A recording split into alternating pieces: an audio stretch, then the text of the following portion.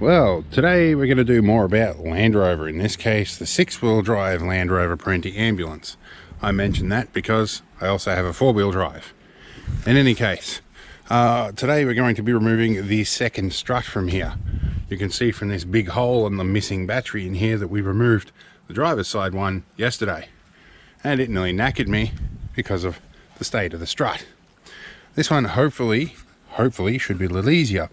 We have to remove this cap, and then we have to undo 4 bolts under here, in which case the turret will come off, and then we get underneath here and do the bottom bolt of the strut, and in theory the whole lot should just pull straight up out of the top here like it did yesterday.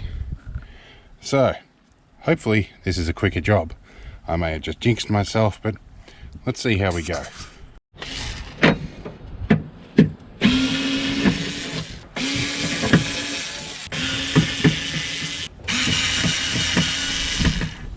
I think that relay is not necessary anymore. That was to flash the headlights. There's always one.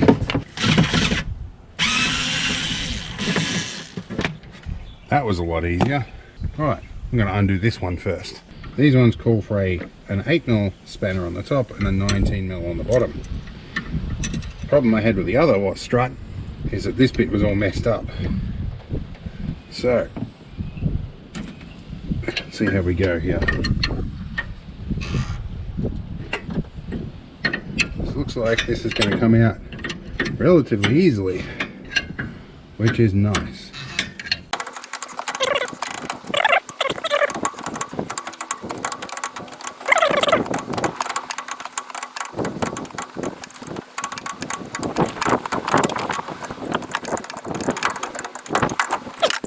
Now we're at the top of this shaft. I can't get the spanner on it anymore, and this is not finger tight or finger loose. So I'm going to soak a little bit of WD into that, and I hope we can get in there, and I might find something else to grab onto the bottom of it.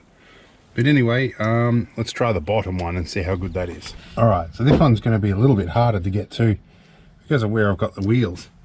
Now the battery's out, I can't start it to move the wheels. Anyway, we are going to soak this one with a bit of WD. In the old one, in the driver's side one, the bush inside here had failed, and this was sitting on top of the axle and causing issues. Doesn't look like I'm lucky enough for that to be in any position where I can get the spanner on it. Alright. There we go. Now, yeah, this one is definitely on tight. Okay, well the solution last time was heat. So we're going to try it again. Try and soften the bush in the nylock and hopefully expand the bolt enough, or the nut at least, that it separates from the bolt a little bit. Alright, maybe vice grips. Now before I go to the vice grips, I'm going to try these Knipex parallel jaw grips. They might get enough grip on there where it won't cam out. I hope. At this point it's really now a 2-person job.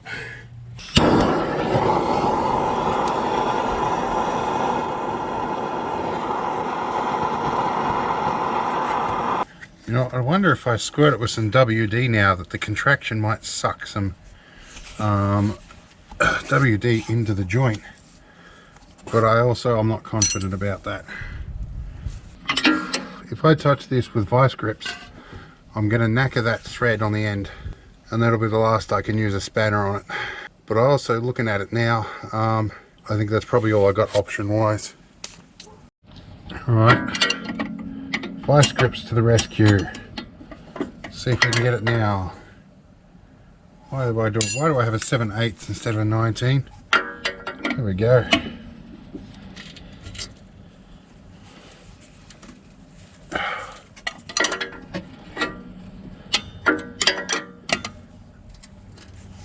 Oh, I think it's moving finally, or it's rotating in the vice grips. When your mechanic wants a lot of money for what seems to be a simple job, this sort of crap is why. 2,000 years later. I think we might have got it. I can't really tell. If I can get a good spot here. I think the nut's finally moving. Alright, we'll be back in about an hour when I'm done. 2 hours later. Alright, we're at a point now where I can use the 8mm again.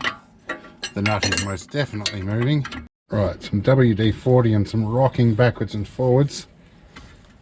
And it loosened it up just that little bit more. Which might be almost what I need. Definitely going to need grit mitts after this. Alright, arms are killing me again. Alright, we're finally past the nylon bush, which means we might be able to get this out. Ah, yes, yes, okay. Well, that nut is stuck under there for the moment until I lift the strut out, but I'm mostly done now. Alright, now it's time to do the turret. This, with luck, will be the easier one. 13mm. That's come off easy.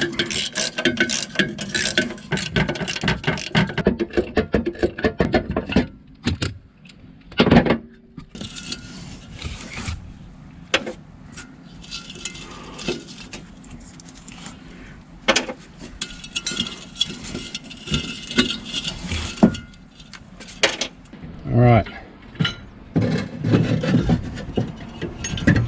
here's our strut. Okay, rather our turret and shock absorber. Okay.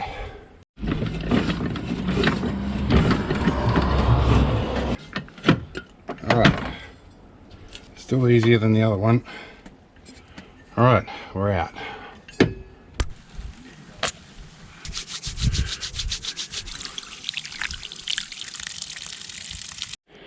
Alright, so the next job now is to take these round to my old man's with his, or my senior engineers, take it to his place, put them in the sandblaster, blast them up, repaint them.